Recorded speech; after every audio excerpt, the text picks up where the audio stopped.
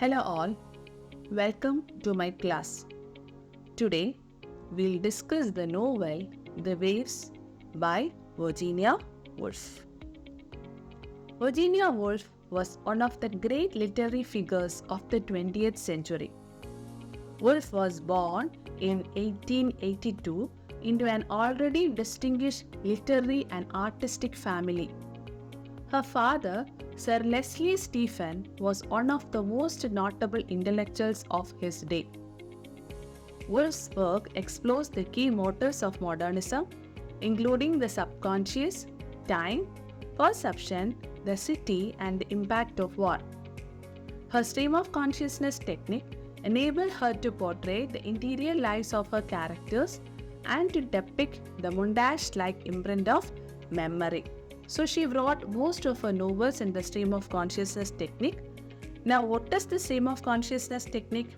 It is a narrative style that tries to capture a character's thought process in a realistic way. So this novel, The Waves, is also a typical example of stream of consciousness technique. Now let us go through the novel, The Waves. The Waves is the seventh novel by Virginia Woolf, published in 1931.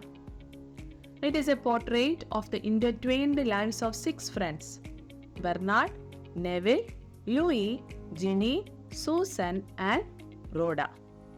So these are the main characters in this novel: Bernard, Neville, Louis, Ginny, Susan, and Rhoda. The novel is divided into 9 sections. Each section corresponds to a time of day, and symbolically it represents the period in the lives of the characters. Now, the first section of the novel deals with early morning and childhood. So it's the time as well as the period, as the 6 characters attend grade school. The readers came to know more about the characters through their internal monologues. Okay, the reader is privy to the internal thoughts of each child upon waking. In this way, the reader becomes acquainted with each character through his or her inner monologue as well as their outer presence in the world and interactions with one another. And through their internal monologues, their distinct personalities begin to emerge.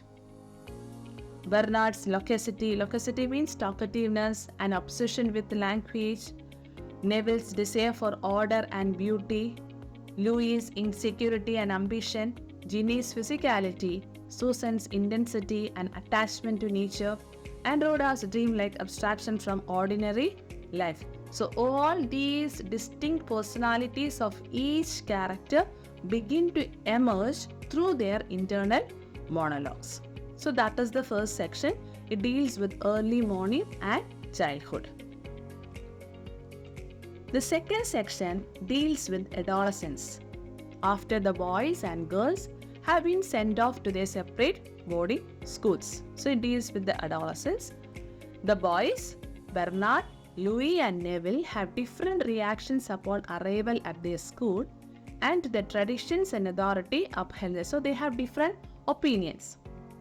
And in this school, they develop their own literary ambitions, although they have vastly different sensibilities in their creative pursuits. And it is here that they meet Percival, another important character, who is to become an important figure in each of their lives. So it is in this school they met Percival, who is going to become an important figure in each of the lives of these characters. The girls don't seem to respond as well as the concept of boarding school. So they didn't like the concept of boarding school and they want to escape from the boarding school. And they are mainly looking forward to it coming to an end. Susan is homesick and she longs to be back at the farm with her father. Rhoda resents that her solitude is interrupted by forced social interactions at school. And she loves to be lonely. Rhoda loves to be alone. And Ginny feels ready to begin her real life and enter society.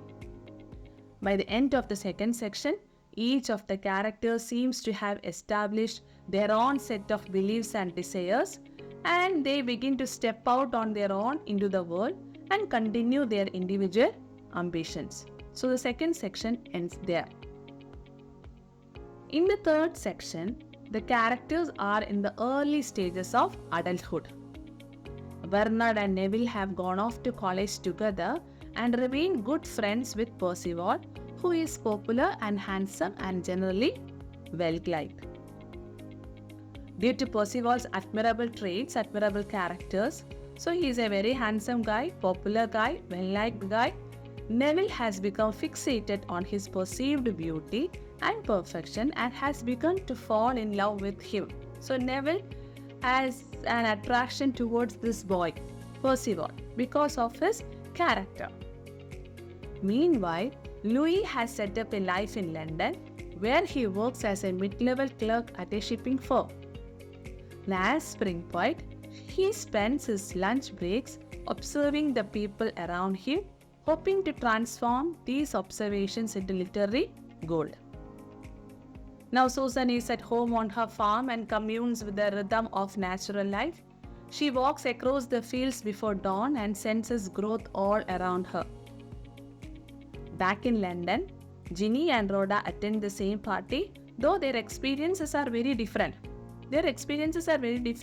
Because Ginny comes fully alive in the social setting.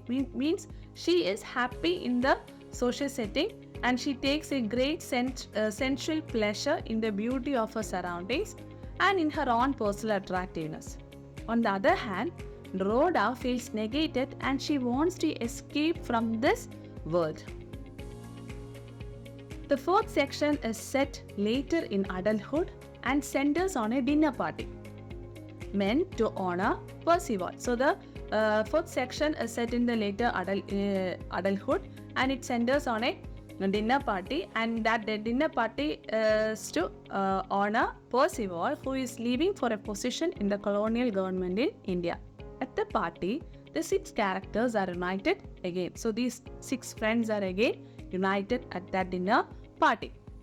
The party also serves as a reunion for the other 6 characters, many of who haven't seen each other since childhood.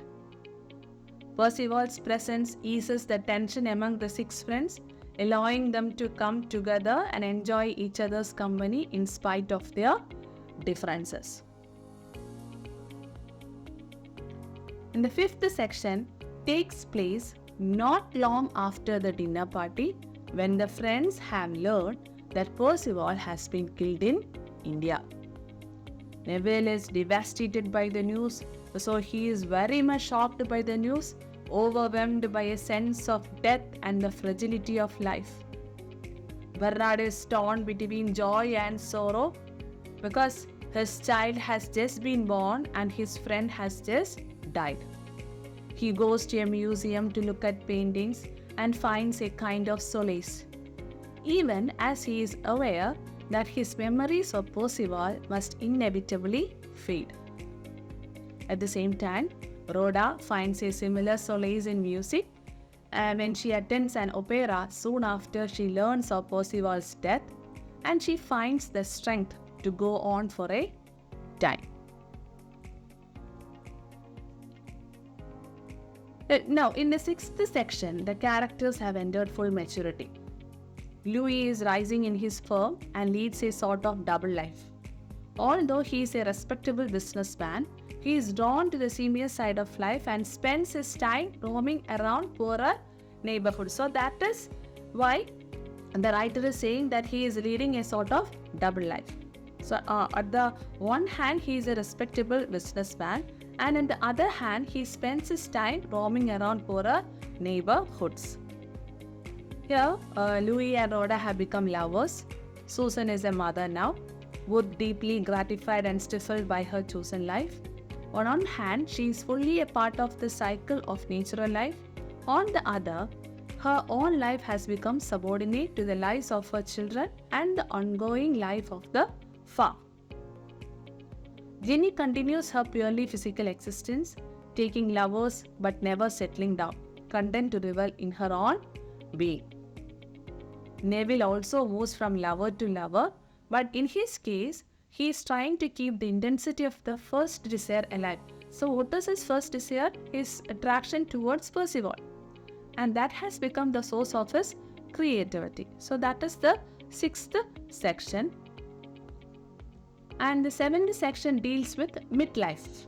And the characters begin to age. Here, Bernard has traveled to Rome. And there he observes the ruins and tries to come to terms with his own sense of failure. Susan sinks deeper into her rural and domestic life. She regrets what she has lost even as she finds a measure of contentment in what she has gained. So she regrets on what she has lost. At the same time, she feels happy in what she has gained. Ginny has a moment of dread in which she sees that she is aging and her beauty is fading. She reconciles herself to the inevitable passage of time. And Neville is becoming a successful writer, but he continues to shift the focus of his desire from lover to lover. And Louis is also rising in his firm, in his business, but still returns to his attic room to write.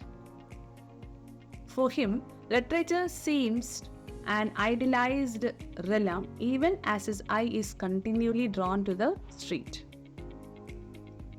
Rhoda has left Louis and travels to Spain, where she too has a moment in which she comes face to face with death. So she always wants to escape from this busy life. And in the 8th section, the friends once again gather for a dinner. Although there is tension among the friends, as at the earlier meeting, this tension is resolved as they begin to share their common experience. So at first they have a tension, but this tension is resolved when they begin to share their common experiences. The characters have lived long enough to know that this meeting is one such common experience, and they have another moment of silent communion, though the moment is elegiac. So here the moment is elegiac, very sad rather than triumphant. Rhoda and Louis have a quiet moment together as the others walk into the park, but it inevitably comes to an end.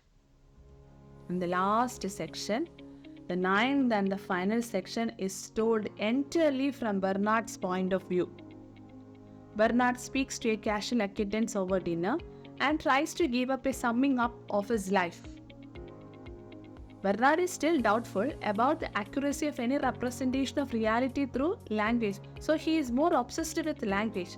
Now he is doubtful about the accuracy of any representation of reality through language. He tries to give a sense of the texture of his life rather than making sweeping statements about it.